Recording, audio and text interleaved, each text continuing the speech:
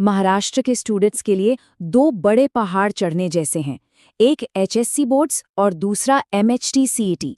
और हाँ, ये दोनों एक साथ काफ़ी ओवरवेलमिंग लग सकते हैं, पर सोचिए अगर एक ऐसा रोड मैप मिल जाए जिससे इस डबल चैलेंज को ना सिर्फ मैनेज किया जा सके बल्कि इस पर जीत भी हासिल की जा सके, तो चलिए आज इसी स्ट्रैटेजिक ब्लूप्रिंट को डिकोड करते हैं।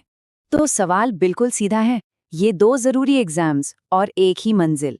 तो फिर कामयाबी का रोड मैप क्या है? एक तरफ बोर्ड्स में अच्छे मार्क्स लाने का प्रेशर, दूसरी तरफ एक टॉप इंजीनियरिंग या फार्मेसी कॉलेज में अपनी सीट पक्की करने का सपना। तो चलिए इस पहेली को सुलझाते हैं और एक ऐसा रास्ता बनाते हैं जो सच में काम आए। तो ठीक है, शुरुआत करते हैं एग्जाम्स को समझने से। देखिए, किसी भी गेम को जीतने का सबसे पहला रूल क्या होता है? यही कि उसके रूल्स को अच्छे से समझ लिया जाए। एचएससी और सीईटी की तैयारी भी बिल्कुल ऐसी ही है। दोनों में टॉप करने के लिए सबसे पहले इनके बीच का जो फर्क है ना, उसे पकड़ना होगा। यहाँ स्क्रीन पर देखिए, दोनों एग्जाम्स का फर्क एकदम साफ है। एचएससी बोर्ड ये आपकी थ्योरी की गहराई को टेस्ट करता है, मतलब आप किसी टॉपिक को कितना डिटेल में समझा सकते हैं। वहीं एमएचटी सीईटी ये तो पूरी तरह से स्पीड और एक्यूरेसी का गेम है। यहाँ बात इस पर है कि आप कितनी तेजी से कॉन्सेप्ट लगाकर सही जवाब पर पहुंचते हैं।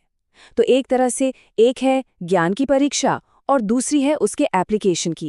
और अब आती है सबसे काम की बात। ये जो एमएचटी सीईटी का सिलेबस है ना, उसका 80% हिस्सा, जी हाँ 80%, सीधे सीधे क्लास 12 के सिलेबस से आता है। इसका सीधा मतलब क्या हुआ कि बोर्ड एग्जाम के लिए की गई मेहनत बेकार नहीं जाएगी, बल्कि वही मेहनत सीईटी में भी काम आएगी। यही ओवरलैप हमारी पूरी स्ट्रैटेजी की बुनियाद है। तो क्लास 12 के सिलेबस पर पकड़ बनाना मतलब दोनों एग्जाम्स में कामयाबी की चाबी।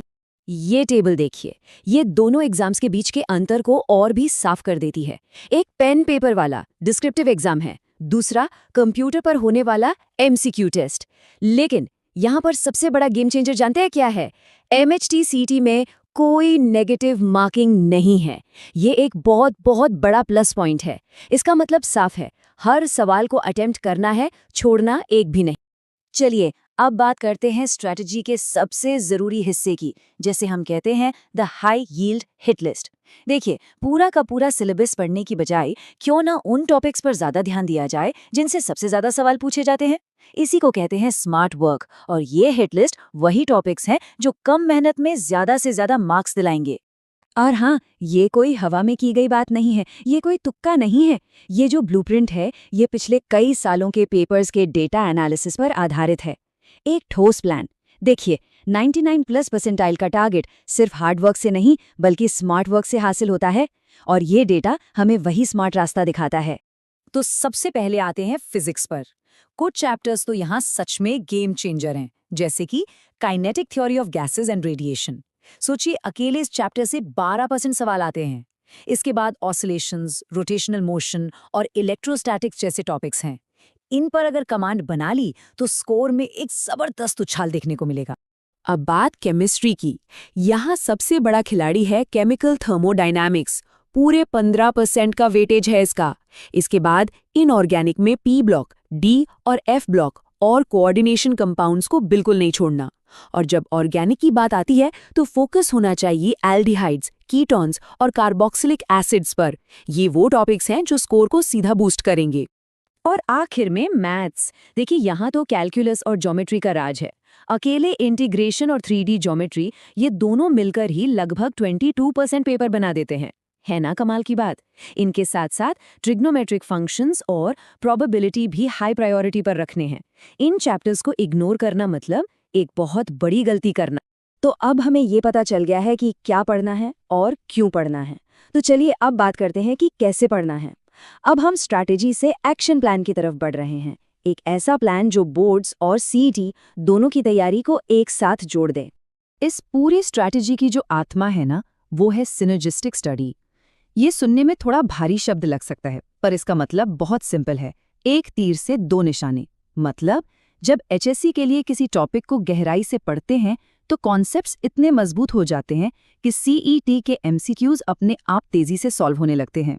तो बोर्ड की तैयारी सीईटी के लिए एक सॉलिड फाउंडेशन का काम करती है। टाइम मैनेजमेंट, ये सबसे जरूरी है। इस टाइमलाइन को एक गाइड की तरह देखिए। फरवरी तक अपना 75% टाइम बोर्ड्स की तैयारी और 25% सीईटी के एमसीक्यूज को दीजिए। मार्च का महीना वो पूरी तरह से 100% बोर्ड्स के लिए है। और जैसे ही बोर्ड्स खत्म हो, गियर बदलिए। 90% फोकस सीईटी पर और बस 10% टाइम पुराने कॉन्सेप्ट्स को रिवाइज करने के लिए। अब ये जो वीकली स्टडी साइकिल है ना, ये तैयारी की रीढ़ की हड्डी है। हफ्ते की शुरुआत करिए थ्योरी को मास्टर करने और लिखने की प्रैक्टिस से। बीच हफ्ते में उसी टॉपिक के ढेर सारे एमसीक्यू सॉल्व करिए और वीकेंड पर एक फुल लेंथ मॉक टेस्ट जरूर दीजिए। ये साइकिल पक्का करती है कि थ्योरी और प्रैक्टिस दोनों साथ साथ चले। तो इस मिशन को पूरा करने के लिए हथियार क्या क्या लगेंगे? सबसे पहले महाराष्ट्र स्टेट बोर्ड की टेक्स्ट बुक्स, ये तो बुनियाद हैं। फिर पिछले 10-15 साल के एचएससी क्वेश्चन पेपर्स, स्पीड बढ़ाने के लिए एमएचटी सीईटी की अच्छी एमसीक्यू बुक्स और असली एग्जाम वाली फीलिंग के लिए ऑनलाइन मॉक टेस्ट प्लेटफॉर्म्स। इन सब का सही इस्तेमाल ही जीत दिलाएगा। तो इस पूरी बातचीत का निचोड़ क्या है? यही कि बुद्धिमानी से किया गया टारगेटेड एफर्ट सिर्फ घंटों तक पढ़ते रहने से कहीं ज्यादा असरदार होता है। सफलता सिर्फ ज्यादा काम करने से नहीं मिलती, बल्कि सही काम करने से मिलती है। तो डेटा का इस्तेमाल कीजिए, हाई वेटेज टॉपिक्स पर फोकस कीजिए और एक स्मार्ट स्ट्रैटेजी के साथ आगे बढ़िए। मंजिल दूर नहीं है।